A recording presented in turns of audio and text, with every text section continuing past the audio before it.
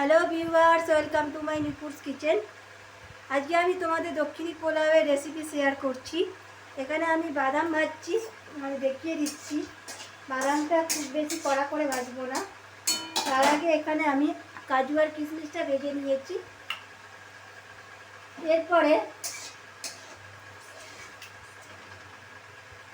এক এক করে বাকি উপকরণগুলো আমি ভেজে নেব। এবারে আমি কারি পাতাটাও ভেজে নিচ্ছি, যেহেতু এটা দক্ষিণী রান্না। কারি পাতাটা ভালো করে ধুয়ে নিয়েছি, যেহেতু এটা আমাদের বাড়ির কারি পাতা। তো যাদের বাড়িতে কারি পাতা নেই, তো তারা কারি পাতা কিনে এনেও দিতে পারো, কারণ এটা দক্ষিণী রান্না। এখানে বাদাম আর কারি পাতাটা দিতে হবে। হালকা ভেজে আমি তুলে রাখছি, খুব বেশি কড়া করে ভাজবো না, কারি পাতাটা পুড়ে যেতে পারে। ঠিক হালকা ভাজা হবে, তুলে রাখবো। আচ্ছা, এই রান্নাটা বলে রাখি সম্পূর্ণ নিরামিষ।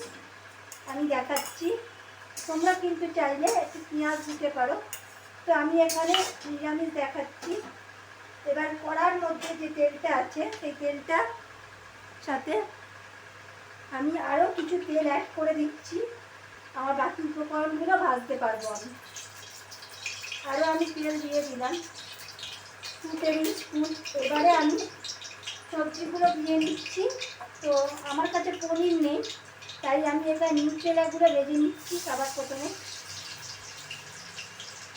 আচ্ছা, নিউট্রেলাগুলো নুন আর হলুদ দিয়ে একটু ম্যারিনেট করে নিয়েছিলাম। তোমরা যদি চাও ম্যারিনেট ছাড়াও করতে পারো। নিউট্রেলাগুলো একটু ক্রিস্পি করে আমাকে ভেজে নিতে হবে।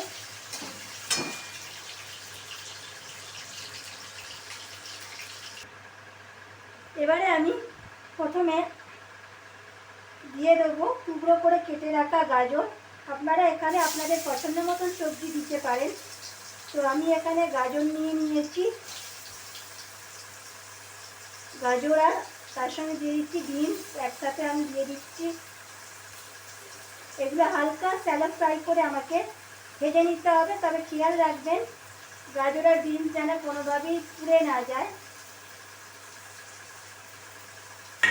এখানে আমি দিয়ে দিচ্ছি 1/2 টিস্পুন নুন।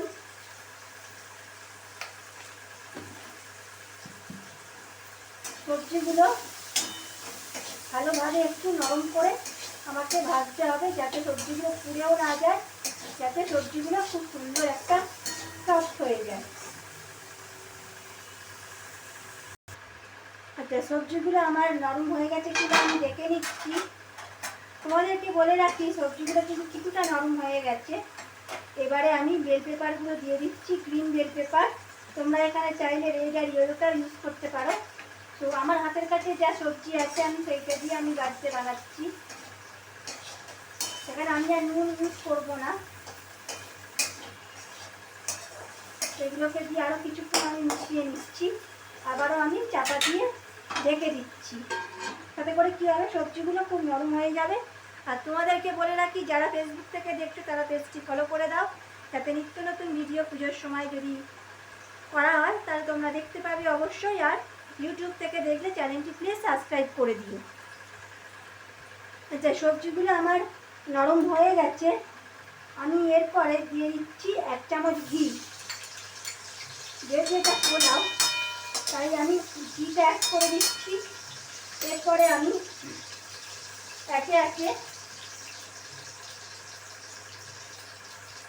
রাইসটা আমি দিয়ে দেবো। রাইসটা দিয়ে একটুখানি আমি ছড়িয়ে দেবো।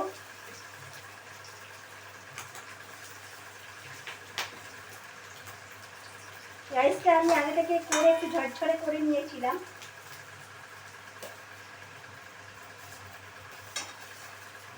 আচ্ছা, এখানে বলে রাখি এই রান্নাটা শুধুই খাওয়া যায়। যদি আপনারা চান, যদি কোনো পনির বা কোনো চিকেন বা কোনো আইটেমের সাথে আপনারা বাড়িতেও ট্রাই করতে পারেন। এই রান্নাটা খুবই ইউনিক। আচ্ছা, পুরো ভাতটা আমি দিয়ে দেবো ফার্স্ট টাইম। এবার ভাতটা দিয়ে একটুখানি আমি 10-15 মিনিট আমাকে দমে রাখতে হবে। এরপরে আমি এখানে দিয়ে দিচ্ছি কারি পাতা কাজু কিশমিশ আর বাদাম। তার সঙ্গে এখানে আমি দিয়ে দিচ্ছি সয়াবিন, আর এখানে আমি অ্যাড করে দেবো, যেহেতু এটা পোলাও, তাই আমাকে চিনিটা এখানে ব্যালেন্স করে দিতে হবে, যাতে মিষ্টি মিষ্টি একটা ব্যাপার থাকে।